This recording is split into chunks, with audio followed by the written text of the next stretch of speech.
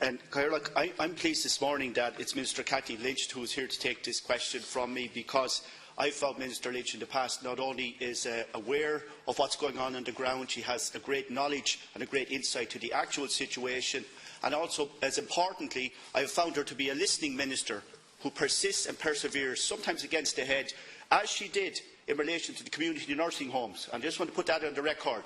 They were earmarked for closure in Abbeyleix and Shane in Portlaoise, but thanks to Minister Lynch's intervention, she did finally manage to secure the funding to invest in these hospitals, in these important community nursing homes, to ensure that they were upgraded and brought up to standard and up to HICWA rules, and to save the day for the elderly and the communities of Laois. I want to acknowledge that on the record and put that on the record here today.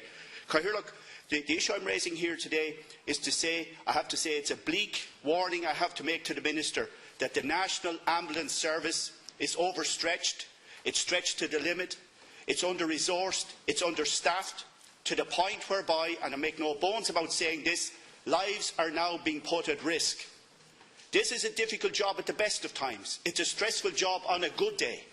It's intense work to have to go out there. Really, the ambulance service very often is the lifeline between the community and getting to hospital, and getting to hospital in time, and to getting life-saving intervention, surgery and medical assistance. But the ambulance service cannot cope with the demands that are now on it. I don't raise this lightly, I have seen it first-hand.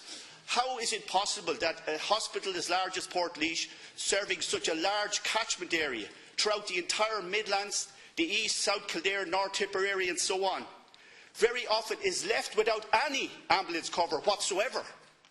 This is a reality. Minister, I have a situation within the last fortnight where ambulances from Portlaoise were dispatched as far away as Enniscorthy to make up the slack for a lack of ambulances covering Kilkenny, Carlow and the Waterford region. How can that be possible? Ambulances from Portlaoise being dispatched to South Tipperary, to Carrick-on-Shore, leaving the entire Portlaoise and Midlands area without ambulance cover for hours on end. That is not acceptable, it's not sustainable, and the staff are at their wits' end. The ambulance drivers and the paramedics are stretched beyond belief, Minister. And I saw it first-hand in Portlaoise before Christmas at a UN Veterans commemoration in Portlaoise, where a man collapsed at the event within a mile of Portlaoise Hospital. And 45 minutes later, still no ambulance, because they were dispatched elsewhere. And if it were not for the paramedics who were in attendance, because it was an Army and an Air Corps event, they had the skills and the training to intervene and to resuscitate him and to rescue him, and he had to actually be brought to hospital in a car afterwards when they thought he was deemed fit to move. But no ambulance available. This is not making up stories. Minister, I'm not crying wolf here. The ambulance service cannot operate at the staffing levels and the resourcing levels that is currently operating. And this is feeding into, just bear with me for 1 second, into doubts about the future and safety and status and staffing levels at Portlaoise Hospital in general, where there are question marks now over the 24/7 A&E. And this week, the Laois GPs, in an unprecedented move, raised question marks as to why the HSE have not come forward with a plan to commit to the future status of the hospital, including 24/7 A&E, of which the ambulance service is a core part. And Minister, this announcement was supposed to be made in September, and now it's long-fingered and fudged beyond the election. That is not acceptable, and I will not countenance any situation where the ambulance service in Portlaoise is diminished or reduced or under-resourced any further, or where there is any question of a threat to undermining the status of the hospital and 24/7 A&E and the proper resourcing and staffing of that service. Thank you, Minister. I suppose to thank the Senator for his kind remarks, and I'm not ever certain that those type of remarks that they get you any reward, because people usually think that you're going to do something great the next time round as well. And sometimes it's not always possible to resolve every issue. But in terms of ambulance care or pre-hospital care, I would have to say that my own, not just my personal experience, but the experience of a very close member of my family and their care, I just found fascinating and incredible, and I think you're right. They sometimes ensure that people are stabilised by the time they get to the hospital, rather than having that awful dash, which it usually is when there's a serious incident. But I am pleased to be able to outline to House the current developments in the pre-hospital emergency care services, both nationally and in the Midlands area. The National Ambulance Service is working to ensure the provision of high-quality and timely pre-hospital emergency care services, using all available resources as effectively and efficiently as possible.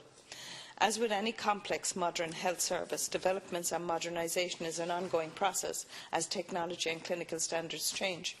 A significant and ongoing reform programme has been underway in recent years, and funding of £7.2 million has been provided this year to ensure that response times are maintained, including £2 million to recruit and train extra staff and expand the Community First Responder Scheme, which trains up local volunteer groups to respond to cardiac emergencies. Last year saw the opening of the National Emergencies Operations Centre in Tala and the establishment of a single national control system. This project is delivering improved technology to improve response times. Developments such as the National Digital Radio, National Computer-Aided Dispatch, mobile data and electronic patient care reporting will allow the NAS to deploy resources more effectively and, as I said, efficiently. The Emergency Aero Medical Supports Service was permanently established in 2015. The EAS ensures that seriously ill or injured people in remote areas have timely access to appropriate clinical care. While targeted mainly in the West, where road networks may not allow for timely transport to hospital, the EAS can be tasked anywhere in the state. Over 1,200 EAS missions have been completed since June 2012.